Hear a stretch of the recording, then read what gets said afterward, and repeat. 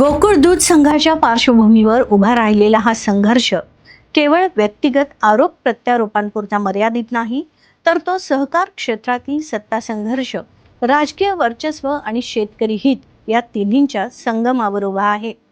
एका बाजूला शिवाजीराव पाटील आणि प्रकाश बेलवाडे यांनी भ्रष्टाचाराचे मुद्दे उपस्थित करत पारदर्शकतेची मागणी केली आहे, तर दुसऱ्या बाजूला हसन मुश्रीफ यांचे समर्थक, विशेषतः प्रताप माने यांच्यासारखे नेते या आरोपांना राजकीय हेतू असल्याचं सांगत प्रत्युत्तर देत आहेत. या संघर्षाचा तात्काळ परिणाम म्हणजे प्रशासनात अस्थिरता, अधिकाऱ्यांच्या तडकाफडकी बदल्या, सुनावणीतील विलंब आणि दूध संस्थांच्या प्रतिनिधींमध्ये वाढलेली अस्वस्थता. हे चित्र सहकार क्षेत्रासाठी चिंताजनक आहे, कारण सहकार ही मुळात शेतकरी केंद्रित लोकशाहीवर आधारित व्यवस्था आहे. पण सध्याच्या घडामोडींमध्ये ती राजकीय नियंत्रणाचे साधन बनत असल्याचं दिसत आहे. भविष्याच्या दृष्टीने पाहिले तर हा संघर्ष आणखी तीव्र होण्याची शक्यता आहे.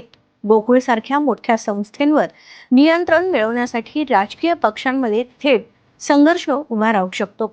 यामुळे निर्णय प्रक्रिया अधिक राजकीय होईल आणि प्रशासनिक स्थैर्य कमी होईल. जर ही परिस्थिती अशीच राहिली तर सहकार संस्थांमध्ये पारदर्शकता आणि विश्वास कमी होण्याचा धोका आहे. सहकारात राजकारण कितपत योग्य, हा प्रश्न इथे महत्त्वाचा ठरतो.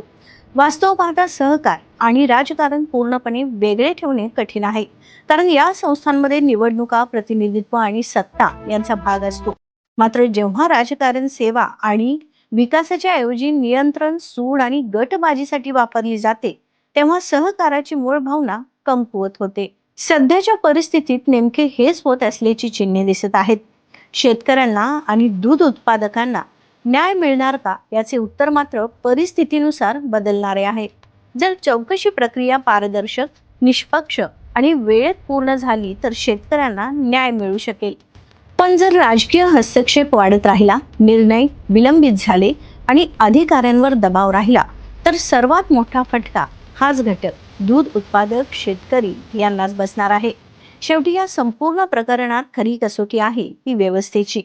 नेते बदलतील, आरोप प्रत्यारोप होतील, पण जर सहकार व्यवस्थेने स्वतःची पारदर्शकता आणि शेतकरी केंद्रित भूमिका टिकवून ठेवली, तरच या संघर्षातून सकारात्मक परिणाम बाहेर येईल.